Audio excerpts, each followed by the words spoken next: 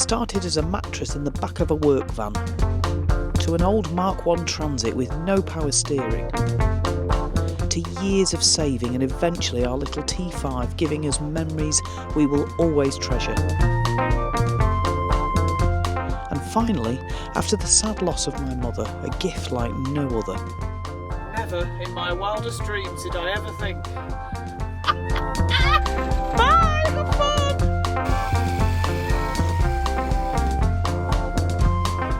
Follow us as we begin the next adventure in our VW Crafter camper van, sharing our trips along with ideas and product reviews for van life.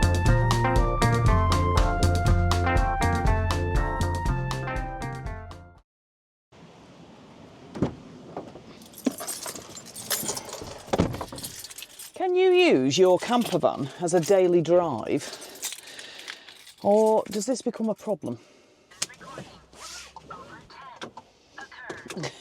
She does go on with herself, doesn't she?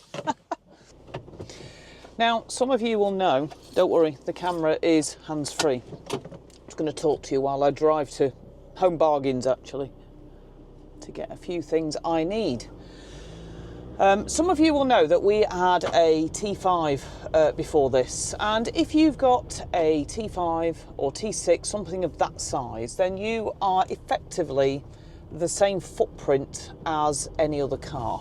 You can fit in any parking spot, you can pretty much go anywhere. The only thing you need to consider is if you are a high top, you're not going to get under barriers. So if you've got a pop top, which is what we had, it was really handy because you could get into car parks, although I didn't like going in them because I'd drive like this the whole way, worried that I was going to hit, even though I'd made it under the barrier and clearly wasn't going to hit anything. It just made me anxious. So if you've got a pop top, it gives you a lot more versatility to be able to get under barriers, go to normal car parks. You can use it as literally like a car. Now, before our T5, we had a Vauxhall Zafira, and our Vauxhall Zafira used more fuel than our 2004 T5, VW T5 camper van. So even from a, you go mate, even from a camper van point of view, the T5 was actually more economical, particularly on longer journeys. It was absolutely awesome. It just seemed to, I mean, it was diesel, but it was just really good. That's a good point, actually. The Zafira was petrol, and that does seem to make a difference. You're always filling up with petrol. Anyway, so some of you will know, if you follow us, that we have recently, I say been gifted in a way. My mum passed away and she left us some money, and we decided to do something amazing with it. And so we bought ourselves a medium wheelbase Crafter, VW Crafter. Now there's a reason why we went for the medium wheelbase, because when our kids were young, our T5 had to be our car. It did our shopping, our holidays, our weekends away. It was our daily drive. And as we've got older, our children are doing their thing. They don't generally come with us anywhere now because they're like, you know, older teens, if you like. And that's as it should be. But we wanted something bigger so that when we do go camping, we're more comfortable, we can stand up in it, we've got a bigger bed. But the sacrifice you make, of course, is that you then have a much bigger van to drive. So a couple of things to consider are, number one, driving a bigger van. If you're not used to driving a bigger van, it takes a bit of getting used to. I'm very lucky in that I used to work for DHL and drove a van many, many years ago, and then I had another driving job working for a hygiene company and drove a smaller van, a bit like a VW style size there. So I've had some experience of driving vans. However, I think having the T5 helped because you're already higher up, so you have much better visibility and you're much higher up. And I mean, this van's amazing because it beeps if you go near a bush or anything. It tells you if you're near.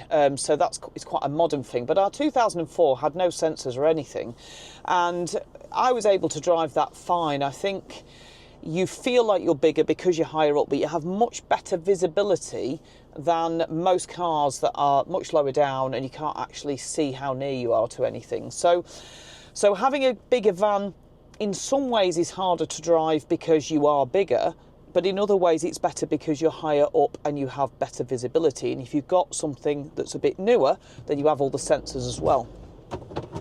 Take your handbrake off. So before we bought this, we trialled a long wheelbase camper van. So we trialled, I think it was I can't think what make it was. No, I can't think. Anyway, I'll put it down below. But it was a long wheelbase. And we went for a weekend away to see what we liked, what we didn't like. And one of the things I noticed with that is it had an amazing turning circle, but it was much harder to find parking spots for. We were much more conscious of not fitting in places or being too big for places. And if you were to use a long wheelbase as a daily drive, I feel, this is my opinion, that would be more of a challenge. I mean, if you've got a long wheelbase and you don't find that a challenge and it's your daily drive, then please put in the comments how you deal with that and whether, you know, that's an issue or not. But for me, it felt too big. So the T5 is the ideal, is your car. Your long wheelbase is too big. So a medium wheelbase, high top. So you've got the height, but you haven't got the length to consider. And I think that's where you need to go. If you're going anywhere, go for height rather than length if you're going to use it as a daily drive. Now, there are certain things because of the height. Obviously, I can't fit in a lot of car parks. I can't fit in the McDonald's drive-through, which I would say is a good thing for me because it means I generally will think, oh, I can't be bothered, unless I really can be bothered. I don't go and get my coffee, I go in the back and make my own. But there's also certain parking spaces that I just can't fit in. You know, I'll be looking for a parking spot and I could fit in, but I'm not going to get out the van, and anyone next to me is not going to get out. So what you do find with something a bit bigger like this is that you tend to park further away from where you're going. Now, it's summer in the UK at the minute, or the end of summer, and so really, in a way, I've seen that as a good thing because I've been able to walk a bit further to get to Tesco's or McDonald's or wherever it is I'm going. I just park a bit further away and walk a bit further, so that's good for me. However, I am anticipating that in the depths of winter, when it's absolutely freezing and there's snow outside, I'm not going to want to park further away, as everyone wants to get near, but it's going to force me to. So there is an element of, I might be moaning about this in winter, which I probably just need to share with you because we're at the good stage at the minute. It's still summer and it's warm and it's not raining. As far as park up goes, if you enjoy parking in the countryside, I think a medium wheelbase is perfect. If you enjoy campsites, then you could probably get away with a long wheelbase if you're not using it as a daily drive. To use a van as a daily drive, you also need to consider what you're carrying, because obviously if you're driving to and from work or anything like that, which I don't do actually, and I'll tell you why in a minute, if you're doing any kind of driving to go and do your shopping or anything, then obviously you're carrying all of your camping stuff as well. Now we've got, if you saw my how to packing tips video, then you'll know that I don't pack everything in the van. I have a list that I go through, checking everything's in and add things as I need them. That we don't take everything with us. So I might leave, like, obviously the bike I'd leave out of the van. I might not have the water completely full. I might not take all of the camping chairs with me all the time. And then when we do go camping, I just shove those things in. In a way, it doesn't really make much of a difference for me because my place of work is within walking distance. And I either walk there or I use my bike.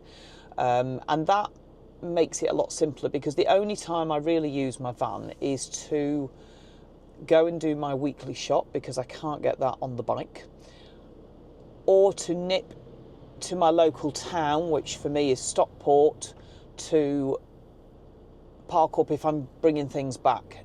Sometimes if I'm getting my nails done, I just cycle down because it's quicker than trying to find a parking space. But I have noticed there are 3 places in my local town that I know I can park for free. And if they're all gone, then I have to pay. But there's plenty of parking that I can pay. I just need to be mindful of, you know, how I'm doing it. Anyway, I'm going to show you kind of the size as I'm doing this. I don't know if this is going to work. So I can't park here because obviously it's a single yellow line, although everybody else seems to, but I think they might be disabled. Yes, there's a lot of disabled parking here. And I think you can park on a single yellow if you're disabled. So just while I'm doing this, do you use your camper van as your daily drive? And what tips can you give me? I mean, ultimately, if you're using it for camping, you're driving it around towns, cities, countryside anyway. So you've got to get used to it. Now I'm going in here and I'm probably going to pay because I need to go to Home Bargains, so I'm just going to pay. So here, there's lots of spaces you can see, but I tend to, oh, there's a good spot. It's on the right there. I'm going to get in there.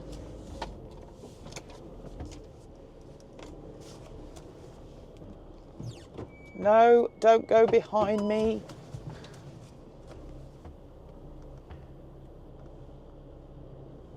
It's all right, I'm not going to hit you.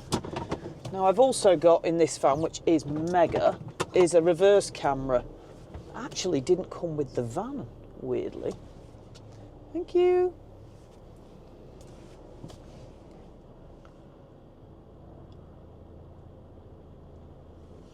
I think we're in. I'm going to show you. Now, when I worked for DHL, I did a few driving courses with them that they paid for to stop me crashing into things. And one of the things they taught me was to always back into a spot. And the reason is that you can drive in somewhere and then, as in a van, someone parks a pram behind you, a bike behind you, and you won't see them when you get in your van. So it's always good to get used to backing into a spot so that... I'll just let her talk. Backing into a spot so that when you're ready to go, you're just looking forward. And I've continued to do that, and I think the more you do it, just like reverse park, the more you practice, the better you get. I absolutely hate reverse parking? No, parallel parking, is it? Where you go in like that. Parallel parking, I'm so glad I never got asked to do it on my test, because I so would have failed. In fact, I've only recently learnt to do it without going up on the curb, which shamefully, but I just used to find somewhere else or pull in and go up on the curb and drop down. I'll be honest, you know, I'm not an amazing driver. You just wing it, don't you, a bit? But yeah, parallel parking's hard, but I've sussed it now. I'm much better. And I'm sure if you live on a terrace, in a terrace on a small street, you soon learn to parallel park, because you have to, otherwise you're parking miles from your house. Anyway, I'm off to B&M's. No, I'm not. I'm off to Home Bargains to get the noodles to sustain the teenagers and a few other bits that are cheaper there.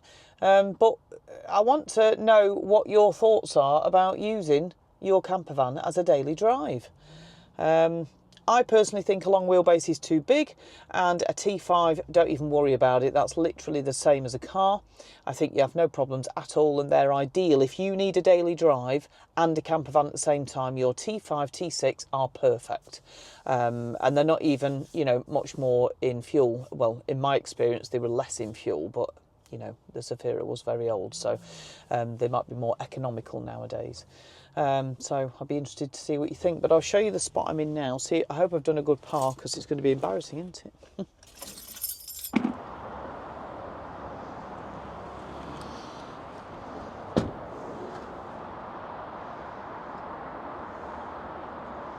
Now, as a medium wheelbase, I do go over by that much. But legally, as long as your wheels are in the square, they can't do me for it. So no one's going to park behind me, but it's unlikely they will.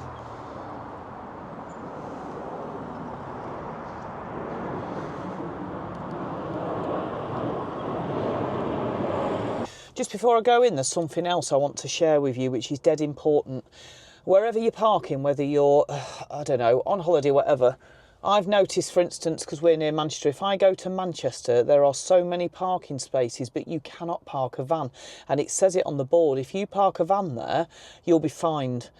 So make sure you read where you're parking, because you are a van. And even the T5, I once got a ticket in Manchester, even though I could fit in and the size of a car, you really need to double check, because they will get you. So just be mindful of that. Anyway, I think that's it really. Have I waffled for long? 16 minutes. So, here we go.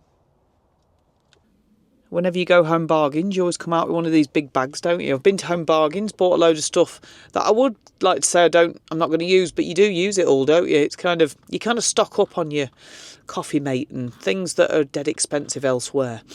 Anyway, and you always come out spending quite a bit. But I've also bought, you're going to hate me for this. Just a minute, let me just put you there. I've also bought a Christmas tree, a flat Christmas tree for the camper van. Actually, I've just noticed it's not even really flat. It's just been flattened, so you could open it out a bit. I just think that would look great. Now I've got room for a Christmas tree. Anyway, I won't be putting that up till December, because it's only September, October, November, December. So that'll be going away in the loft, ready for December. But I'm now in Lidl, and you can see I'm in Lidl, and of course parking spots in, you know, Lidl, Aldi, Sainsbury's, wherever you shop, is generally not a problem. It's more if you're in the city, but let's face it, if you're in a camper van, you don't want to be in the city. But we're talking about it as a daily drive. So a daily drive, I think it depends on the size of camper van you have, whether you have, if you have a T5, you could use it to go to the city and back every day. It wouldn't be a problem. Anything bigger than that, and I think you either need to know that you can get a parking spot, or be mindful of where you park, because you could end up paying more just because you're a van. And number three, if you've got a long wheelbase, then I don't think that's a good size to use as a daily drive. So it does depend how you use your vehicle, how you use your camper van, and what works for you.